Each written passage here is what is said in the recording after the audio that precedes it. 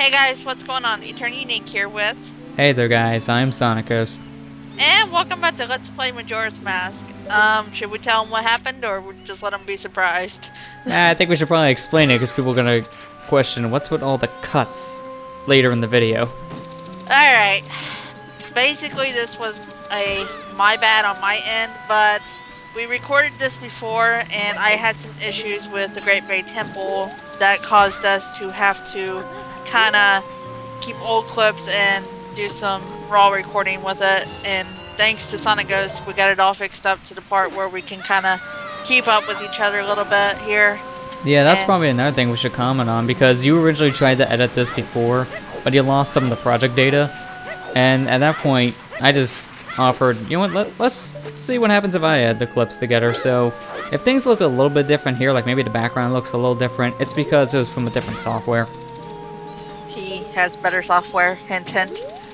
But yeah, thanks to SonicGhost we got this all fixed out, and now we can actually record it just with post commentary. Hooray! Yep.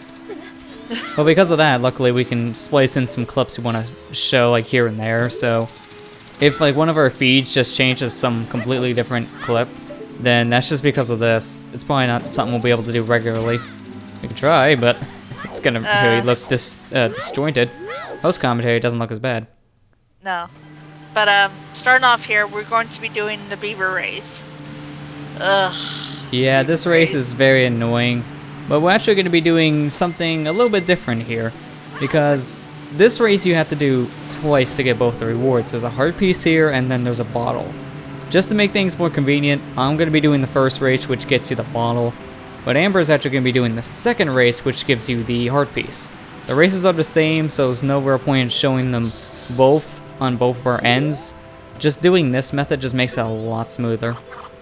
The only difference is on the second race you have like a couple extra rings you have to go through, and that's it. Not even actually, because the first race with this guy you gotta go through 20, and then the race with the big brother is 25. Then when you do the race with the heart container, it's the exact same layouts. No, that's what I meant with the second race between the brothers. That's oh yeah, no, now I know what you mean. Because when you're saying that way, it's like, oh, the second race, like the second set of races is what I'm thinking of. No, the second race was between the brothers, because you have to race the little brother first, and then you have to race the big one. Yeah, you race this guy first, then he'll get upset and call his big brother in for the first time, and then he says, alright, now it's my turn. Do this harder race. When you're going for the hard piece, I just say, alright, now it's my turn, and just go. Yeah. But then again, you've already done this, so it's just kind of expected that they are saying, alright, you should know what to do by now. So technically, altogether, you have to do this 4 times. Exactly. 2 times each. This is actually one of my least favorite quests in the entire game, just because it's very annoying. And at the release of this video, Majora's Mask 3D is out, and this now made the game more annoying here because of how the swimming was changed. Yeah, the swimming on the Sora was it's based on magic now, which I think was a major mistake on their part, because this fast swimming is pretty much a requirement for something like this, and when it's based on magic, it just becomes a lot more complicated, because now you have to go out of your way to grab those jars in the race, or come in here with Chateau Romani. Yeah. So there's now an even bigger use of Chateau Romani in the 3DS version of the game. Which we're going to be probably using later in the LP as well, because we're going to need a lot of magic later on. But, I tend to use it whenever I can. Like, I'm using it for this day cycle still, so throughout this entire Great Bay Temple dungeon, I'll be able to use Chateau Romani, as you can see. Oh, one thing about the race here is if you do miss a ring, you want to stop as quick as you can and go back and get it. Exactly, and this is an example of what could happen. This is a failed attempt on your end. Yeah, I'm kind of glad I get to show this off, but I was trying to go through the ring, and it's hard to get down because Sora Link wants to bump his head every 5 seconds. But I go through the ring. Yeah, even if you go through the ring with 0 seconds left, the game counts as a failure. That was stupid. Yeah, so just be very careful when going through this the entire time. But the race, I mean, once you get it down, it isn't really that hard. It's just more annoying than anything. Yeah, I mean, the race itself is pretty straightforward. Just follow the main beaver, and because I just have to go through some rings, that's not bad. But it's just the fact that you have to do this essentially 4 times, and the race itself is pretty long. It's about a 2-minute race. It's just pretty annoying to deal with. And as you can see, I'm not very good at it because I've missed a couple rings and now I have to go back and get through them.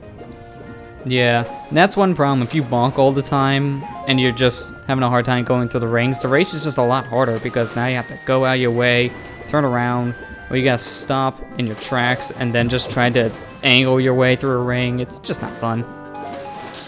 One tip here, though, as you're going through this area and the next area that kind of goes like this one, I forget what button it is, but if you kind of like turn Sora Link at an angle, he'll turn a lot faster, and it'll cause you not to bump into the wall as much.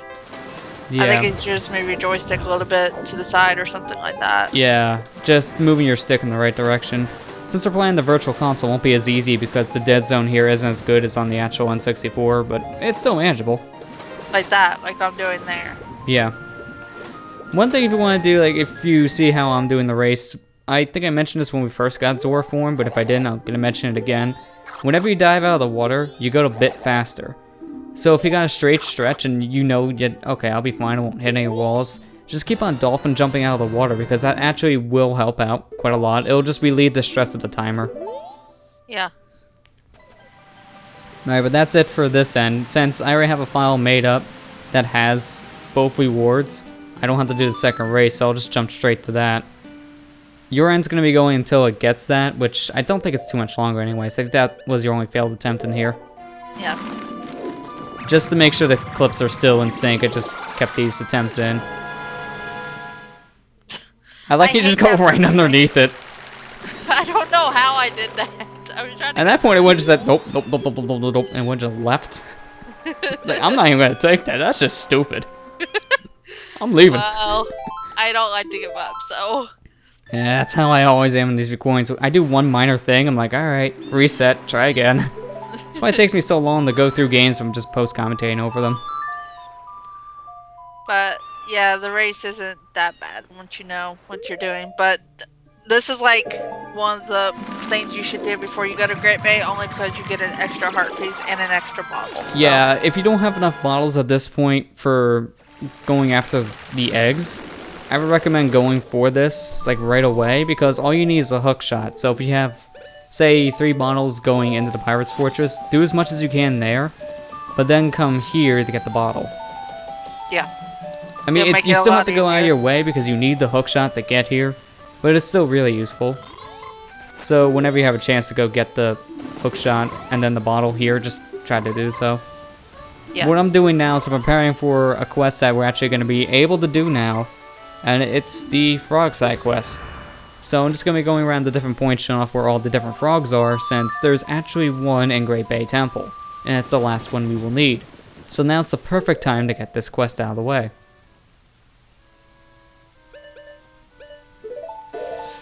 Yep, the frog quest. It's a pretty fun quest, to be honest. Yeah, it is. It's just annoying that 2 of the frogs you have to get are in dungeons, really. I almost missed this again. Yeah, I just saw that. It's like, oh, and there we go. You're right through the ring when you hit the 0 mark, so it happens technically twice. Unless that was the exact same click, because I just clicked away for one quick moment. No, I don't think that was the same click.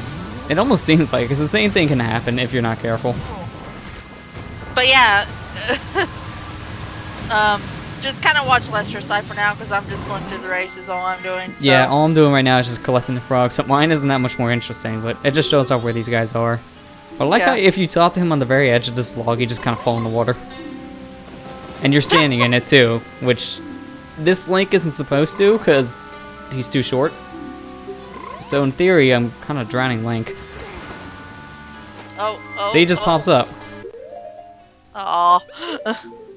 Yeah, I just kind of wish he just stood there in the water still. That would be amazing. It's like, Link, you're playing your guitar underwater, Lester. Actually, you can do that now. Funny enough, they found out how you can do ocarina items, which allow you to play your ocarina underwater. And I showed that off before. I showed off playing the ocarina underwater when we were at the Pirate's Fortress, but there's no way of doing it. I don't know how to do it, though, so we're not going to look at that. Instead, we're going to look at this. Remember when we were here at Woodfall originally, I said there was a little cutscene skip. If you press the pause button in the right frame, basically, before the dungeon would appear, you can replay your ocarina and warp out of there. When you come back, the dungeon appears. He's a cheater. You can do that again for opening up Great Bay. I'm not going to be getting in this footage, but I do have some footage to actually put into the video showing off what it actually does. It's pretty much the same thing, really. Because now if I turn around, eventually, there we go. There's Great Bay, or not, there's Woodfall. Let's say there's Great Bay, we wrong worked. We did it. Great Bay looks somewhat familiar, yes? Man, it got a lot more wood-like. Those swords, they just want to be like the deck gears, I swear. Alright, but that's it for you. Now I believe you're gonna try to be going for a treasure chest, and I don't know if you get it. It's just some rupees in there. I don't remember the exact amount. It might be a 50. No, I think I was just kind of goofing around waiting on you at this point. Yeah, because if you look at your map, there's another chest, and you actually see it on camera there. You can go get that if you run along here on the edges of these leaves, but it's just for a few rupees, not as worth it, honestly. I think I picked it up on the way there, that's the thing. Oh no, I saw it still there. It's not open. There's another one that you're thinking of. Oh, there's one to your yeah, right, yeah. and then there's one on the way up the required way. Well, we'll be going back to get those later then. Because Yep. I know I don't do that at this point. Oh well, it doesn't really matter, because like I said, it's just rupees. Yeah. So it's not that big of a deal. But going through Woodfall here, if you have the hookshot, this makes this dungeon a lot faster just to get to where you need to. Because if you can aim your hookshot just right at the torch, Oh, hi, right Link. in the center. Your eyes Yeah, got hi, big. Link. But if you aim your hookshot right at that torch that's just hanging there in the middle of the room, you can actually just go right to where you need to. And you can either bomb hover over here, or you could just do the normal thing and, well, use Deku form, but you know what, I want to be fancy. I got bombs. And also By my the way- aim was off when we were fighting this guy because I just cannot hit him.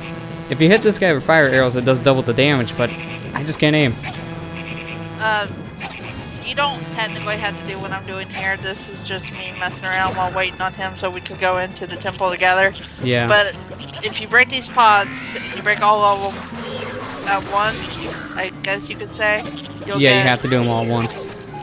You'll get a pretty good prize. But if you miss, you owe them 10 rupees. So I wouldn't even try doing this. to be Honestly, I don't really like that game because the max that you can win is 90 rupees.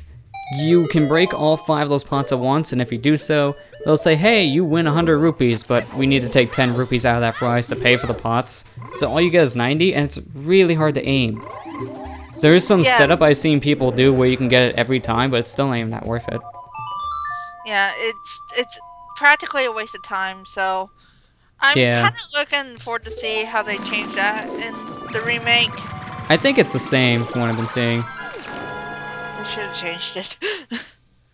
Yeah, because Yeah. they should just, I hope at least, because I haven't seen much of it, but I would just hope that the rupee amount's better, because the game itself is okay. It's really hard to aim, but if it's just for like 90 rupees, it's not really that worth it. If they can No. up the rupee count ever so slightly, maybe it'd be worth it. But as of right now, not really. Alright, so let's get over to where we need to be and start heading into Great Bay at this point. Yep. I'm just doing some Alright. last minute preparation here by just stocking up some items, and I'll be ready to go as well. Now, everybody hates Great Bay for one reason, and I mean by everybody, I mean half of the Zelda fans, not everyone technically, but Yeah, this one actually has, I think, more of a split opinion at this point. it's not really that bad of a temple once you know the layout of it, but if you're gonna play it for the first time, it can be kind of annoying. Yeah, that's pretty much it, because people will nickname this place the Water Temple 2.0, because it's a water dungeon where you have to, for the most part, be in the water to get to room.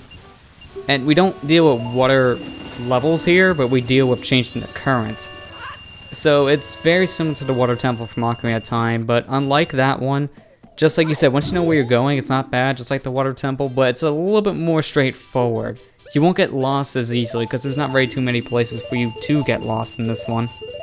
It just depends on whether you know which path to take like the first time. Exactly, and if you know when to actually change the way the water moves, because you really only have to change the current once, and that's it. So if you Yeah. know like when you have to do that, and just change it once, and you'll be fine. But right now you're getting ready to play the song for her, the New Wave Bossa Nova, so we can get into the dungeon. And now my last minute preparation done, I'm going to be doing the same. I think I was trying to wait on you as well. I was just Yeah, I think I was just trying to for a grab the one second. fairy. It's like, restore that little bit of my damage.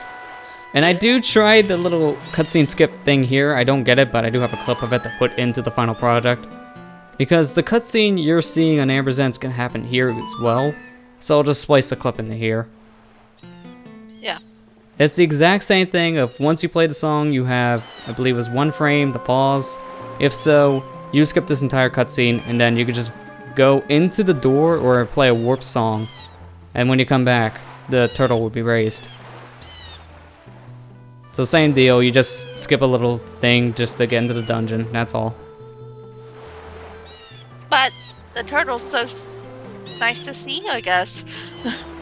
He's been asleep for a while. Yeah, he's been asleep for a very long time. And we wake him up from his slumber. Just to use him as a makeshift platform to get into the dungeon. Fun fact, I'll show off in the beginning of the next set of recordings we do. But if you have infinite magic on with the Chateau Romani, and you use the ice arrows combined with the Deku Scrub form, you can climb all the way out to Great Bay Temple, and you can see it's like a half model.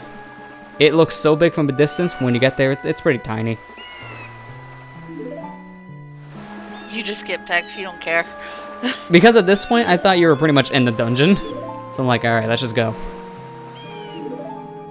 No, I was showing off text. Yeah, Sorry. which helps because I kind of skipped through everything. For once, I didn't skip through everything.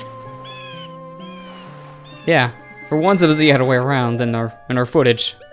I just now noticed the moon on your screen in the background, like, hello, Link. It's just there, yeah.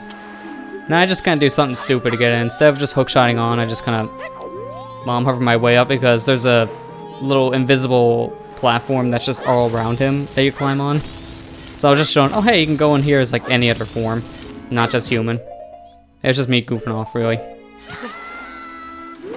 Although this part of the game is so laggy right now, it's kind of hard to do this.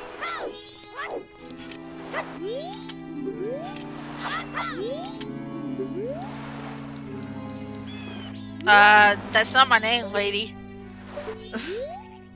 Yeah, she doesn't even know who you really are. I mean, come on. We just played a song for you. Didn't you see me put on the mask? Oh my god, Lester, you're doing that trick again. Yeah, I told you. And like I said, I'm just doing this just to show, oh yeah, there's an invisible platform up here, and you can just kind of walk onto the turtle. Just like that. Oh, hi, I don't know turtle. why it's so big, but it is. So you can put on our mask, like the Zora mask, for example, walk into the center, and he'll just go. Because that's the loading zone. The loading zone is right between the trees.